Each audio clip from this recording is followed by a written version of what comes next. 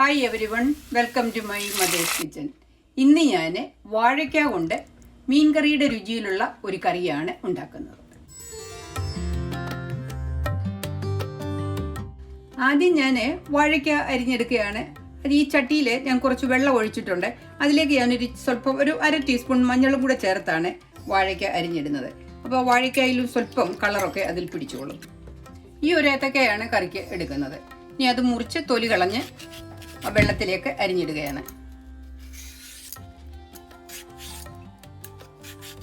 വാഴക്കയുടെ തൊലി കളയുമ്പോൾ ഒരുപാട് ഡീപ്പായിട്ടൊന്നും കളയേണ്ട ആവശ്യമില്ല. അതിൻ്റെ പുറത്തെ കരിന്തൊലി മാത്രം ഒന്ന് കളഞ്ഞാൽ മതി. കാരണം ബാക്കിയുള്ള ഭാഗം നല്ല ഫൈബറാണ്. ഞാനൊരു 1 ഇഞ്ച് നീളത്തിലാണ് മുറിക്കുന്നത്. സാധാരണ വാഴയ്ക്ക കഞ്ഞിവെള്ളത്തിൽ കഴുകിയാൽ നന്നായിട്ട് കറ പോകും. പക്ഷേ വെള്ളത്തിലൊഴിച്ച് 3-4 പ്രാവശ്യം നന്നായിട്ട് കഴുകുകയാണെങ്കിലും ഏത്തക്കയുടെ കറ നന്നായിട്ട് പോകും. ഈ കറി ആദ്യം ഞാൻ കൂട്ടിയത് 40 വർഷം മുമ്പ് എൻ്റെ ആദ്യത്തെ ഡെലിവറി കഴിഞ്ഞ് വീട്ടിൽ വെച്ച് ആയുർവേദ മരുന്നൊക്കെ കഴിക്കുമ്പോൾ ഇറച്ചിയും മീനും കൂട്ടാൻ പറ്റുകയില്ലാത്തത് കൊണ്ട് അമ്മച്ചി മീൻകറിയുടെ രുചിയിൽ ഉണ്ടാക്കി തന്ന ഒരു കറിയാണിത്. ഇന്നും അതിൻ്റെ രുചി എൻ്റെ നാവിലുണ്ട്. ഇങ്ങനെ കൈകൊണ്ട് ഇളക്കിയപ്പോൾ തന്നെ അതിൻ്റെ കറ വെള്ളത്തിൽ കിടക്കുന്നത് നമുക്ക് കാണാം. ഇത് കുറച്ച് സമയം വെള്ളത്തിൽ കിടക്കുന്ന നേരത്തെ ഇതിന് ചേർക്കാനുള്ള മുളക് പൊടി ഒന്ന് ചൂടാക്കിയെടുക്കുകയാണ്. ഇതിനി മാറ്റിവെക്കാം.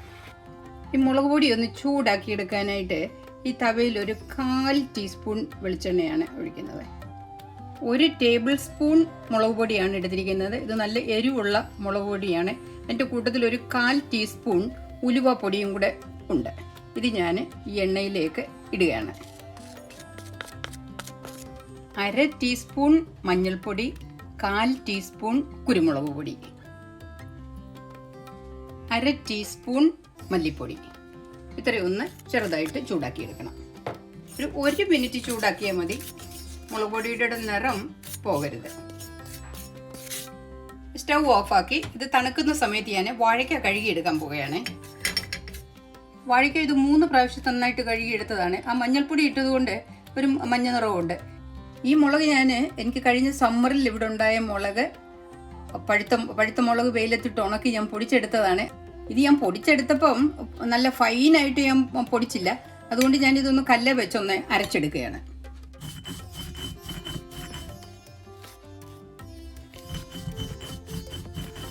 സാധാരണ നാട്ടില് വെള്ളം ചേർത്തൊക്കെ ഇതുപോലെ അരച്ചെടുക്കുന്ന പോലെ ഞാൻ വെള്ളം ഇതിന് ചേർക്കുന്നില്ല. ഇതിപ്പോൾ നന്നായിട്ട് പൊടിഞ്ഞിട്ടുണ്ട്. ഇത് ഞാൻ കല്ലിൽ നിന്നും കോരിയെടുക്കുകയാണ്. ഇനിയും കറി വെക്കാൻ തുടങ്ങുകയാണ്. ഇതിൽ 1 ടീസ്പൂൺ വെളിച്ചെണ്ണയാണ് ഒഴിക്കുന്നത്. സ്വല്പം വെളിച്ചെണ്ണ, 1 ടീസ്പൂണോളം. ഇതിലേക്ക് ഞാൻ 4 ചെറിയ ഉള്ളി ചെറുതായിട്ട് അരിഞ്ഞെടുത്തതാണ്. ചെറുതായിട്ടൊന്ന് വാട്ടിയെടുക്കുന്നതേ ഉള്ളൂ. 1 മിനിറ്റേ വാട്ടിയുള്ളൂ. ഇതിലേക്ക് ഞാൻ ആ അരിഞ്ഞ് കഴുകി വെച്ച വാഴയ്ക്ക ചേർക്കുകയാണ്. ഇനി ഇത് വേവിക്കുമ്പോൾ കുറച്ച് വെള്ളം കൂടെ വേണം. ഇതിലേക്ക് കുറച്ച് വെള്ളം കൂടി ചേർക്കുകയാണ്. ഒരു നഖമൊക്കെ വെള്ളം ഒഴിച്ച് വെക്കാം. ഇനിയും ഇതിലേക്കാണ് ഞാൻ മുളക് പൊടി പൊടിച്ചെടുത്തത് ചേർക്കുന്നത്. ഒരു 1/2 ടീസ്പൂൺ ഇഞ്ചി പേസ്റ്റും ഒരു 1/2 ടീസ്പൂൺ വെളുത്തുള്ളിയുടെ പേസ്റ്റും കൂടി ഇത് ചേർക്കുന്നുണ്ട്.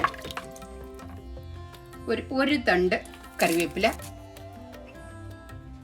ഇതുപോലെ 3 ചെറിയ കഷ്ണം പുളിയാണ് ചേർക്കുന്നത്. നിങ്ങളുടെ ഇഷ്ടത്തിന് ആവശ്യത്തിനുള്ള പുളി ചേർക്കുക.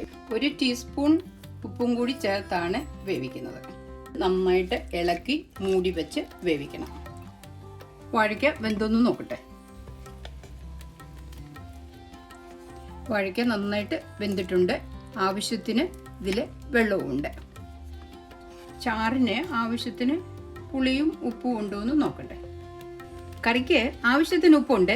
പിന്നെ ഒരു കാര്യം, ഇത് കറിയുടെ ചാറ് സ്വല്പം തിക്കാക്കണമെന്ന് വരികിൽ ചെറുതായിട്ടൊന്ന് ഈ വാഴയ്ക്ക ഒന്ന് മാഷ് ചെയ്യുകയാണെങ്കിൽ ചാറ് തിക്കാകും. അങ്ങനെ വേണമെന്ന് വരികിൽ മാത്രം ചെയ്താൽ മതി. കറി ഇരിക്കുമ്പോൾ അത് തിക്കായിക്കോളും. മീൻകറി പോലെയുള്ള കറി ആയതുകൊണ്ട് ഇനി ഇത് സ്റ്റൗവിൽ നിന്ന് മാറ്റി ഒന്ന് കടുക് താളിച്ച് ചേർക്കുകയാണ്. കടുക് താളിക്കുന്നതിന് ഈ തവയിൽ 1.5 ടേബിൾ സ്പൂൺ വെളിച്ചെണ്ണയാണ് ഒഴിക്കുന്നത്. എണ്ണ ചൂടായി ഇതിലേക്ക് 1/2 ടീസ്പൂൺ കടുക്, 2 ചെറിയ വെളുത്തുള്ളി അരിഞ്ഞത്,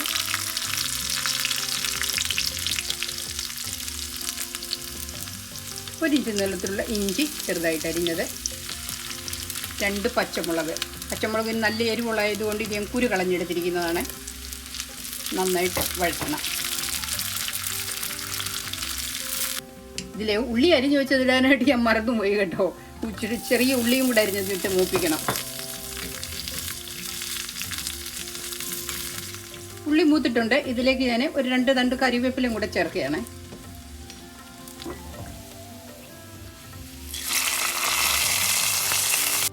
ഫ്രഷ് കറിവേപ്പില ഇട്ട് സ്വല്പം നേരത്തേക്ക് മൂടി വെക്കുകയാണ്. നമ്മൾ കടുക് താളിച്ച് ചേർത്ത് കഴിയുമ്പോൾ കറി മൂടി വെക്കണമെന്നാണ് പറയുന്നത്, അതിൻ്റെ മണവും പോകാതിരിക്കുന്നതിന് വേണ്ടി. കറി സെർവിംഗ് പ്ലേറ്റിലേക്ക് മാറ്റുകയാണ്. ഈ കറിയുടെ പ്രത്യേകത ഉണ്ടാക്കി നോക്കിയാൽ മാത്രമേ അറിയത്തുള്ളൂ. അതുകൊണ്ട് ഉണ്ടാക്കി നോക്കുക, അഭിപ്രായം അറിയിക്കുക.